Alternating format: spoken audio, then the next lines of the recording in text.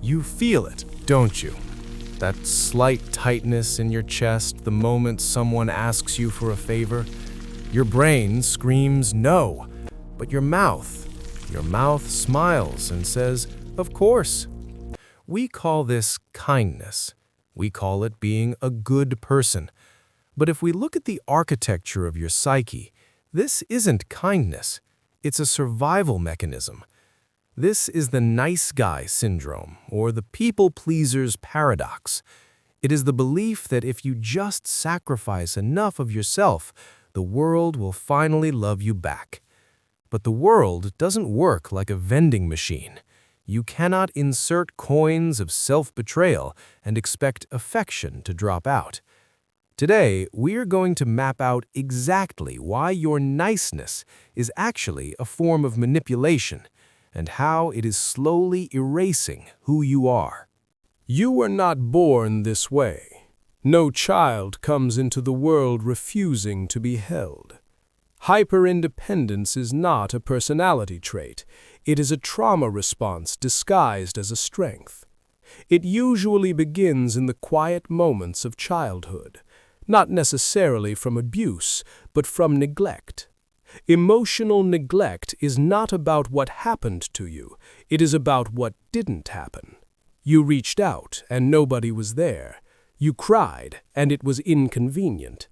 Slowly, a dangerous logic took root in your developing mind. Need is a weakness. Dependency is dangerous.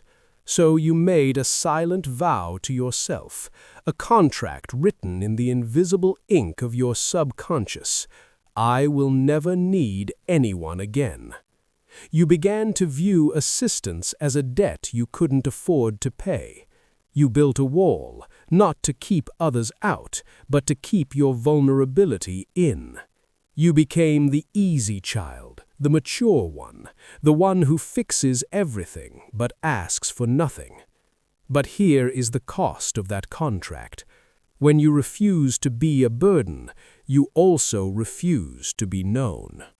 You built this fortress to keep chaos out. That was the deal you made with yourself when you were young. If I need no one can hurt me. And for a while it worked. You became the architect of your own safety. But here is the paradox of the fortress. Walls do not discriminate. The same thick concrete that keeps out betrayal also keeps out oxygen. It keeps out light. It keeps out love. By part 3, we reach the inevitable crash. This is what psychologists call the burnout of the strong one. You aren't tired because you're doing too much physically. You are exhausted because you are psychologically holding up the sky. You have convinced everyone around you that you don't have needs. You've acted the part so well that now, even when you are drowning, people just assume you're swimming. They don't throw you a life raft because you never told them you were in the water. And the tragedy?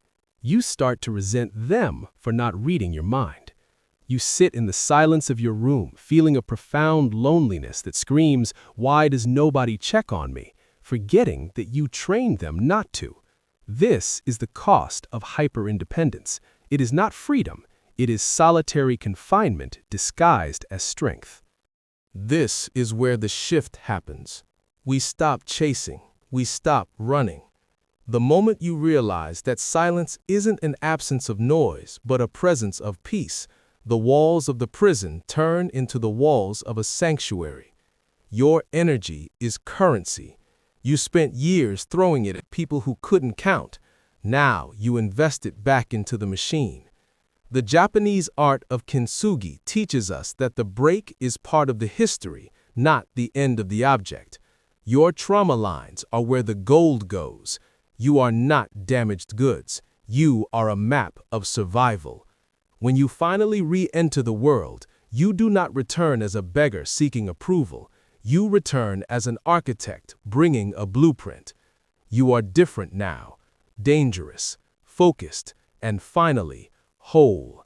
The cracks didn't break you. They gave the light a way to get in. This is not a pause. This is not a negotiation tactic. When the door slams, the architecture of the relationship has fundamentally changed. We often mistake this silence for punishment, but in the mind of the architect, it is simply the removal of a collapsed bridge. You see, the empath does not leave because they ran out of love. They leave because they ran out of hope. The silence that follows is not a weapon, it is a shield. It is the gold filling in the cracks where the trust used to be. For the first time, the energy they spent trying to hold up the sky for someone else is finally turned inward. And in that quiet space, they don't just heal, they evolve.